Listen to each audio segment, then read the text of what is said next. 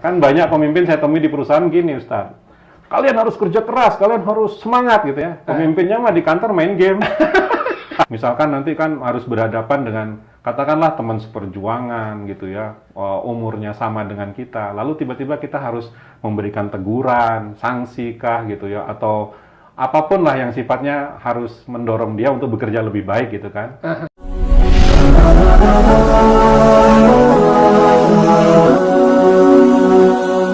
Masya Allah, luar biasa tadi pengalaman-pengalaman antum yang sudah disampaikan ya. Saya ingin sedikit, karena antum basicnya dari coaching perusahaan ya, coach perusahaan. Nah ini bagaimana sih mengelola organisasi ya, tapi ini organisasi non-profit ya, yang dimana orang-orangnya tidak dapat bayaran lah kalau secara ini ya. Nah ini akan mungkin banyak sekali ikhwah kita yang membangun organisasi yang terutama kalau kebaikan ya, kadang orang ingin berusaha tapi nggak ada modal, punya tim tapi nggak ada juga yang bisa dibayarkan untuk timnya, tapi pengen timnya sukses gitu. Ini mungkin ada tip-tip nih gimana nih bagaimana? Iya, memang kendala sebagian besar organisasi non-profit gitu ya, atau mungkin organisasi dakwah atau apa gitu ya, itu memang adalah di kinerja biasanya. Kinerja orang yang bisa dikatakan rendah gitu ya. Barangkali memang itu karena tidak ada ikatan seperti misalkan kalau karyawan kan digaji. Ada timbal balik ya. Jadi timbal baliknya kinerja yang baik gitu ya. Kalau di non-profit kan kadang-kadang orang tuh bergabung ya karena atas kemauan dan niatnya sendiri gitu ya. Maka kondisinya adalah di situ kita lihat kinerjanya rendah gitu, seperti itu ya. Nah, ini sebetulnya tantangan buat kita semua gitu ya, untuk meluruskan kembali apa sebetulnya tujuan kita bergabung di sebuah organisasi non-profit itu. Kemudian bagaimana pemimpinnya, lalu bagaimana orang-orangnya harus bagaimana gitu kan, seperti itu. Contoh misalkan yang kasus sering kita hadapi kan di organisasi non-profit itu, kalau orang itu tidak ada semacam tadi ikatan profesional tadi gitu ya. Kita tuh sebagai pemimpin kadang untuk memberikan arahan, perintah, permintaan bantuan gitu ya, agak segan gitu ya. Harusnya nggak begitu. Karena orang-orang itu butuh gitu ya, butuh komando, butuh diarahkan gitu ya. Kalau memang tolong ya buatkan surat undangan gitu kan untuk acara kita tanggal sekian gitu ya. Harus berani ngomong gitu. Kalau nunggu orang itu sadar ya, kan kita di sini harus saling mengingatkan juga, harus ini kan misi visi kita mulia, besar gitu ya. Kalau tidak ada pemimpin yang mengkoordinasi pekerjaan-pekerjaan itu gimana gitu ya? Betul. Yang mengordinir, yang mengelola kinerja dari orang-orang itu gimana gitu ya? Jadi menurut saya sih di organisasi non-profit itu memang kepemimpinan harus kuat, Ustaz. Harus kuat. Betul. Tapi kadang mungkin wajar juga ya orang masuk sebuah mungkin yayasan gitu ya, masuk yayasan karena dia dapat manfaat di situ, mau bergerak. Tapi ketika manfaatnya sudah sedikit, udah mundur aja gitu. Nah, karakter seperti itu kan mungkin wajar terjadi di sebuah organisasi non-profit ya. Itu bagaimana sih ngelola SDM-nya seperti itu? Iya, memang di sini penting banget gitu ya. Makanya itulah pendekatan coaching itu malah menjadi penting gitu.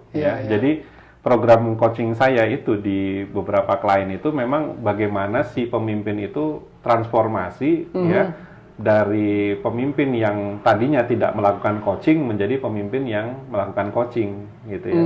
Jadi memang kita harus benar-benar gitu ya melakukan pendampingan kepada orang-orang kita selama mereka belum bisa dilepas, perlu arahan, perlu pendampingan, perlu coaching, maka kita harus melakukan itu sampai mereka terberdayakan dan tahu apa yang harus dilakukan. Jadi mas tuduhnya itu udah jelas gitu ya. Nah, berarti kuncinya di leadernya ya?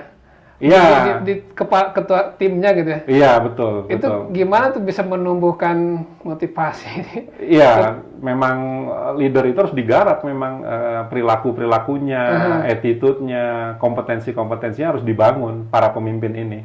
Gitu ya. Jadi kalau dia tidak di-develop ya, hanya mengandalkan seadanya dia. Ya, makanya ya program pengembangan kepemimpinan, pelatihan kepemimpinan itu sebetulnya untuk suatu organisasi apalagi non-profit itu sebuah kemestian ya. Penting banget itu, harus itu, nggak bisa ditunda. Kan ya, gini kalau organisasi biasanya ya yang non-profit itu kan orang kadang ditunjuk ya, kamu ini pemimpin. Nah, itu bagian ini. Jadi mungkin motivasi dia sebagai leader tuh kurang kuat. Betul. Kurang kuat. Beda dengan orang yang punya karisma, dia sudah punya leadershipnya Iya, udah kuat, itu kan iya, beda, dia iya. mudah mengolah. Nah, Iya. bagi kita nih mungkin Yang- ada ya yang iya. lemah dari sisi itu. Iya. Gimana tuh caranya biar saya pengen jadi kuat nih dalam kepemimpinan di sini karena Iya. udah jadi amanah gitu, terutama pejuang-pejuang kebaikan yang punya amanah besar. Gimana nih Iya. mengelola tim-timnya untuk kebaikan itu? Ada tips nggak? Iya, iya. Minta tips terus. Ya, sebagian besar memang organisasi-organisasi itu ya, terutama di non-profit itu polanya gitu. Tunjuk, nanti kita lihat. Bisa nggak? Kalau nggak ganti. gitu ya. Salah sebenarnya. Yang bagus itu gini. Bagusnya sih tunjuklah orang yang memang sudah layak untuk menjadi pemimpin. Yang memang kita pandang bisa. Nggak boleh gitu asal tunjuk kan. Seperti itu. Dan kalau misalkan gini, nggak ada lagi resources, nggak ada sumber daya yang lain gitu ya, maka sebetulnya lebih bagus tuh calon-calon pemimpin tuh ada sekolahnya dulu. Kayak orang Tapi mau nggak nikah, kayak orang mau nikah kan ada sekolah pranikah. Gitu. Iya, iya. Kalau orang mau mimpin ada sekolah kepemimpinannya dulu. Misalkan dia mau menjadi ketua apa, pimpinan apa, di ini dulu, dilatih dulu. Ya 2 bulan kah, 3 bulan, dikasih tahu ini loh kepemimpinan gitu kan, seperti ini nanti tanggung jawabnya, baru dia diterjunkan, sehingga dia udah punya bekal gitu. Ya, karena kan leadership ini bukan masalah sepele gitu. Dia harus mengelola orang. Kadang-kadang kita untuk mengelola diri kita sendiri aja kadang-kadang masih bermasalah kan seperti itu. Misalkan nanti kan harus berhadapan dengan katakanlah teman seperjuangan gitu ya, umurnya sama dengan kita. Lalu tiba-tiba kita harus memberikan teguran, sanksi kah gitu ya, atau apapun lah yang sifatnya harus mendorong dia untuk bekerja lebih baik gitu kan. Nah ini kalau kita nggak punya kepemimpinan yang kuat nggak akan berani kita. Masa saya harus nasihatin ustadz saya, masa saya harus menyuruh kepada misalkan orang yang lebih senior dari saya, misalkan, aduh nggak enak banget deh gitu kan. Nah, padahal itu sebuah keharusan. harus ya, karena program-program target-target itu nggak akan jalan. Iya. Kalau kita nggak berani untuk mengarahkan orang, ini harus begini gitu, seperti itu. Dan mungkin perlunya ada kepemimpinan itu orang harus siap dipimpin juga ya. Iya. Harus siap memimpin ya. Ini kalau orang yang udah senior Nah, ketika disuruh sama yang senior nggak mau gitu nggak ya, mau. merasa senior. Ini berarti apa? Followership-nya. Aha. Followership-nya jelek. Jadi mungkin kalau materi Al-Qiyadah wal Jundiyah, nah itu bagus tuh. Jadi memang kita nggak hanya ya saat menjadi pemimpin pinter di dalam mengelola orang-orang, tapi juga saat di bawah juga harus siap. siap gitu ya. Kita bisa kena Iya. Khalid bin Walid itu Masya ketika jadi Allah, iya, panglima besar, Iya, ketika dipimpin, diturunkan ya. siap jadi prajurit Iya, biasa ya. jangan sampai ya kamu anak muda, lebih muda dari saya kok berani Ah, ngatur-ngatur. ini satu sisi ya, ketika orang harus siap Iya. dipimpin ya. Iya. Ketika orang dapat kepemimpinan, kemudian dia harus mengupgrade diri jadi pemimpin yang kuat, berarti kan harus sekolah dulu ya. Padahal sayangnya nih kita nggak ada kurikulum di sekolah, kurikulum kepemimpinan. Iya, jarang.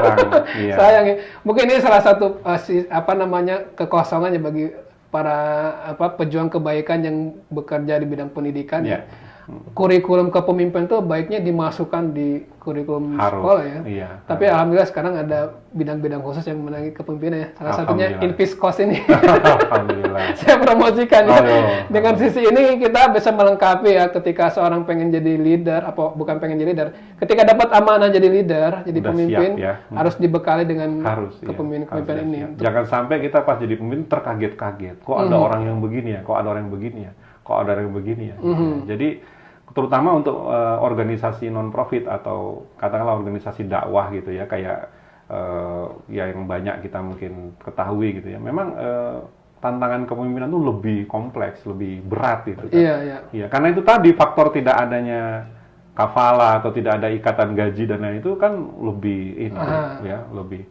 Jadi, Apa sih tipsnya tuh kalau misalnya kita Iya. punya tim yang besar gitu. Iya. Kita pengen menggerakkan tapi kita memang benar tidak membayarnya gitu. Itu Iya. tipsnya biar mereka bisa bergerak dengan militan yang kuat tuh Iya. ada. Sebetulnya sama aja seperti tips kita tadi saat menjadi murobi. Iya. Jadi di tim itu harus dibangun dulu soliditas, ya kan? Harus dibangun dulu kedekatan. Ya. Lalu kita dengerin aspirasi tim tuh, dia tuh mau apa sebetulnya yang mau diwujudkan. Samakan dulu cita-citanya, visinya. Kadang-kadang kan tim itu merasa gini loh. Kata pemimpin tuh, dia udah orasi nih. Kita harus begini, begini, begini. Kata hati tim tuh, itu kan maunya kamu. Iya, beda. Saya kan beda lagi. Nah, itu Saya gimana? di sini karena terpaksa tahu. Gitu. Nah, itu Gitu. Jadi karena saya di sini karena nggak ada pilihan lain. Kalau kamu kan iya, kamu mau meluaskan dakwah di wilayah itu, antum Iya. kan mau. Saya kan nggak seperti antum dalam hati mereka. Nah, ini yang harus disamakan dulu, Ustadz. Disamakan dulu. Kita tuh mau punya cita-cita apa gitu ya. Kenapa kita ada di tim ini gitu kan. Disamakan dulu, dengerin aspirasinya. Baru setelah itu mulai kita menginspirasi mereka. Ingat, pemimpin harus jadi teladan. Ya, kita nyuruh mereka rapat evaluasi pekanan, kitanya malah nggak hadir, iya. kitanya telat aja, kitanya lupa lah apa gitu kan. Akhirnya karena nggak bisa menjadi teladan ya repot gitu. Jadi kuncinya teladan iya, gitu ya? pemimpin itu harus menjadi teladan dalam kinerja terbaik. iya. Performanya harus di atas yang lain. Jadi itu energi untuk Iya. menggerakkan tuh Iya, keteladanan dari kita. iya. Kan banyak pemimpin saya temui di perusahaan gini, Ustaz. Kalian harus kerja keras, kalian harus semangat gitu ya. Pemimpinnya mah di kantor main game. Saya punya pengalaman menarik nih, Sir.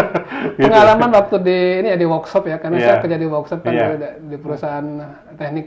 Ini saya punya seorang atasan ya. Iya. Itu kalau sudah beliau bilang satu kata, semua tim ngikutin. Padahal sudah capek, udah lama, sudah berarti ada proyek besar, terus harus selesai dalam sepekan, dan itu harus Masya lembur Allah. bermalam-malam gitu kan. Masya Allah. Nah, orang tuh udah nggak mau, tapi ketika beliau bilang satu kata, akhirnya Jalan mereka semua. berjalan. Apa tadi kata rahasianya? Wayahnya katanya. Ini bahasa Sunda ya? Bahasa Sunda. Kalau saya ketika dia bilang wayahnya, Pi, kerjain ini. Wah, itu dengan kata begitu semua orang tim, oh yaudah, nggak ada kata lagi untuk mundur, kerjakan semuanya. Iya. Tapi bukan katanya, bukan kata wayahnya itu sebenarnya yang kita memotivasi kita, tapi karena karakter beliau yang selalu kalau kita kerja sampai jam 8, beliau pulangnya jam 10. Jadi lebih kerja keras lagi daripada kan, jadi kita tuh malu sebenarnya. Iya, betul. Ini yang saya rasakan kuatnya beliau mempengaruhi bawahan itu ketika beliau kerja lebih dari kita kerja gitu. Jadi mungkin itu ya keteladanan yang makanya buku pertama saya itu judulnya High Performance Leadership, kepemimpinan berkinerja tinggi. Karena kalau pemimpin itu kinerjanya lemot, itu bawahnya lebih lemot lagi. Lebih nggak semangat lagi. Kalau pemimpinnya aja udah angin-anginan, apalagi bawahnya. Masya Allah. Iya, makanya pemimpin ini apa yang dilakukannya dan tidak dilakukannya itu berpengaruh bagi bawahannya. Gitu ya. Allah, dengan diem aja nggak usah ngapa-ngapain, kita tuh mempengaruhi orang loh. Gitu. Sok Bisa gitu. ya? Iya, nggak usah ngejar target, nggak usah mengejar sasaran-sasaran dakwah, nggak usah bekerja keras untuk meraih ini gitu ya. Orang lebih parah lagi. Ya, kalau ya dalam hati, kalau Anda saja tidak peduli, apalagi kami gitu. Anda aja sebagai pemimpin tidak maju ke garis terdepan gitu ya untuk meraih target itu, apalagi kami. Masya Gitu. Allah, biasa. Makanya Berat pemimpin itu. Kalau Iya. panutan kita yang terbesar Rasulullah SAW itu memang uswatun hasanah Iya. ya. Ketika perang beliau maju sendiri gitu. Iya, bukan hanya nyusun strategi. Oke, kalian berangkat, saya tunggu di sini ya. Nah, enggak ya. Ditunggu kabar baiknya. Masya Allah. Ini bikin kita malu ya. Kalau kita Sebetulnya sebagai ini murabi- sedang mencambuk diri sendiri saat. kalau kita sebagai murabi kadang Iya. pengen orang baik, kitanya sendiri harus jadi uswah yang terbaik ya. Ya, contoh kalau dikaitkan dengan kasus Murabi, dia yang bikin jadwal pekanan, dia juga yang memindah-mindahkan harinya, dia juga yang bilang Izin. Pekan ini off dulu ya halakohnya. Wah, kalau Murabi aja udah begitu, apalagi mat'unya gitu kan. Masya Allah. Iya. Ini bilang ke siapa? Nggak tahu saya. Jangan-jangan. Jangan sampai kita begitu maksudnya gitu Iya, kan. iya. Iya. Masya Allah, Alhamdulillah sih sejak dulu hingga sekarang saya nggak ketemu murabi yang begitu, yang apa namanya, yang apa ya, malah dia menunjukkan tidak semangat kepada dakwah gitu. Aneh kan? Dia yang selama ini menginspirasi kita untuk berdakwah, malah dia yang nggak bersemangat untuk menunjukkan perjuangan di jalan dakwah ini. Masya Allah, Masya Allah. Iya. Luar biasa ya. Ini para pejuang kebaikan tentunya nilai besar bagi kita ya ketika menjadi inspirator di daerah masing-masing ya. Ketika kita memberikan semangat, tentunya kita sendiri yang harus kuat semangatnya itu ya. Ketika kita memberikan kebaikan, kita sendiri yang harus melakukan pertama dan yang membuktikan ya bahwa ini adalah jalan kita gitu ya. Iya. biasa ya. Jadi memang keteladanan itu nomor satu ya, Ustadz. Ya? Iya, Ustadz juga ingetin saya ya kalau nanti saya tampak seperti tidak bersemangat ya. Masya Allah. Kunaon itu Pak nah jadi gitu. Ya, ini fungsinya kita berjamaah Ya. mungkin ya. Iya, betul, betul. Jadi ketika sendiri semangat Ya. turun, harus ada orang yang menyemangati ya. Iya, betul. Luar Karena biasa. itu juga alamiah ya, orang turun naik semangat. Asal jangan keseringan aja Ustaz. Satu hal lagi ya, ketika kita punya tim saja, Iya. kita punya target nih. Mm-mm. Kadang kita tuh semangat di awal, terus setelah semangat itu sekian lama kita malah lupa malah ya dengan target kita itu ya. Iya. Bukannya turun terus sampai akhirnya lupa dan nanti lagi ketemu ketika evaluasi baru nih, oh iya kita punya program ini. Nah, ini Iya. bagaimana ya mengelola hal seperti itu ya? Iya. Iya, nah disinilah pentingnya evaluasi berkala. Pentingnya kita memberikan feedback atau umpan balik berkala kepada tim kita. Jadi pemimpin itu harus terus fokus pada target-target gitu ya, yang ingin dicapai oleh organisasinya. Jadi mereka harus terus memantau angka-angka capaian itu. Ya, lalu bertanya, why? Kenapa kok ini belum tercapai? Kenapa program ini belum jalan? Kenapa ini kok belum terlaksana?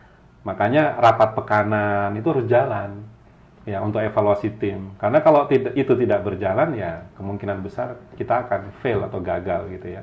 Rapat Gitu. evaluasi. Iya, evaluasi gitu. Apa kendala tim, apa masalahnya gitu ya. Kadang-kadang kan sampai gitu terbuka itu timnya gitu ya. Sebetulnya tidak ada kendala Ustadz, tidak ada kendala coach gitu ya. Kendalanya adalah kami lalai aja. Itu kendala terbesar. Iya, oke, kalau gitu mulai hari ini kita pantengin angka-angka itu sama-sama. Capaian-capaian kinerja itu yuk kita pantengin sama-sama. Gitu ya. Jangan sampai ya tidak ada pergerakan gitu ya. Tidak ada pergerakan kinerja sama sekali. Jadi rapat itu penting ya, pekanan itu ya. Penting itu bukan hanya penggugur kewajiban biasa gitu ya. Yang penting udah rapat ketemu tim udah enggak, itu adalah sarana untuk review, kaji ulang apa masalah tim, apa yang sekarang menjadi fokusnya. Jadi rapat yang efektif, setiap orang itu keluar dari rapat itu udah bawa action plan masing-masing. Kamu mau ngapain seminggu ke depan, itu udah bawa tugas masing-masing. Nah, di rapat minggu depan ditanya action plan pekan kemarin dilaksanakan belum? Iya. Masukin surat ke sini udah belum gitu kan? Ya, ngurus ini udah belum. Nah, langsung lanjut dengan action plan pekan berikutnya. Jadi rapat itu adalah action plan satu ke action plan berikutnya. Iya. Makanya kalau rapat dihilangkan, kita kehilangan rencana tindakan itu. Rencananya udah hilang, apalagi tindakannya. Rencananya aja udah hilang, apalagi tindakannya, Masya Allah. Betul itu, Ustaz. Ada satu hal lagi Iya. yang mungkin lebih parah. Iya. Orang yang fobia dengan rapat. Oh, ngapain rapat? Saya pekan, saya mau nggak suka rapat. Nah, itu bermasalah nggak harus seperti itu? Itu indikator dia tidak mau meningkatkan kinerja, berarti tidak mau dievaluasi kan? Tidak mau ditingkatkan kan, berarti gitu. Berbahaya. Berbahaya. Jadi kalau orang udah anti rapat ya, tapi kadang-kadang seringnya kasusnya orang nggak mau rapat tuh karena memang rapatnya itu juga salah. Monoton mungkin. Iya, ada satu orang yang sangat ini dominan di rapat itu, dia bicara sendiri, yang lainnya nggak bicara. Gitu. Nah, itu juga membuat rapat tuh monoton. Itu bukan budaya rapat yang Ada juga rapat yang lebih dari, menurut saya nih ya, rapat yang lebih dari 2 jam atau lebih dari 1 jam bahkan gitu. Itu rapat yang nggak efektif. Lalu kalau gitu rapat yang Tapi bukan ini ya, bukan rapat yang melibatkan banyak sampai ribuan orang, bukan ya, gitu ya. Ini kan rapat pekanan kan? Iya, tim rapat tim kecil. maksudnya. Itu rapat kalau makin lama itu makin nggak efektif sebetulnya. Iya. Nah, rapat yang efektif itu seperti apa tuh? Ya, rapat yang efektif itu ya biasanya di situ ada keputusan yang harus diambil. Nah, itu kan melibatkan semua orang. Iya. Makanya kita butuh rapat gitu kan. Kemudian yang kedua, evaluasi harus berjalan. Rencana tindakan kita pekan kemarin itu apa gitu. Ya, itu terlaksana nggak rencana tindakan kita pekan kemarin gitu kan. Nah, itu dievaluasi kan. Nah, setelah itu apa nih rencana tindakan untuk pekan berikutnya gitu ya. Jadi kinerja apa nih yang mau kita gerakkan? Ya, capaian apa nih yang mau kita poin-poinnya langsung gitu ya. Kan, seperti itu gitu ya. Dan rapat terlalu lama pun mungkin nggak efektif juga itu ya? salah satu hal yang dihindari orang. Males rapat. Kalau di situ mah udah mau ditutup, lanjut lagi sejam. Udah mau ditutup, lanjut lagi. Ada lagi yang ngomong, nggak beres-beres gitu. Makanya kan. perlu juga leader yang pandai rapat ya. Maksudnya pandai rapat. Mengelola rapat. Poin-poin penting yang dibahas langsung dikerjain. Bahkan kalau saya nanti kita selesai jam segini ya, gitu. Masya Allah. Gitu Ustaz mungkin. Masya Allah, banyak nih hal yang saya dapat yang bisa saya pakai nih dalam keseharian ini, dan mudah-mudahan para pejuang kebaikan pun bisa menerapkan poin-poin penting ini ya. Mudah-mudahan ini bermanfaat dan kita bisa sebar ya. Mudah-mudahan generasi yang baru ini bisa bergerak dalam sebuah pergerakan kebaikan, apapun itu bentuknya, tentunya itu menjadi keinginan kita bersama. Baik, terima kasih waktunya Ustaz. Semoga berkah untuk kita semua dan terus berjuang dengan kesehatan yang Allah berikan kepada kita semua. Amin, insyaallah. Alhamdulillah, demikian podcast bersama kita, mudah-mudahan banyak manfaat bisa kita terima. Dan ditutup dengan bacaan Alhamdulillahirabbil alamin. Assalamualaikum warahmatullahi wabarakatuh. Salam juang kebaikan.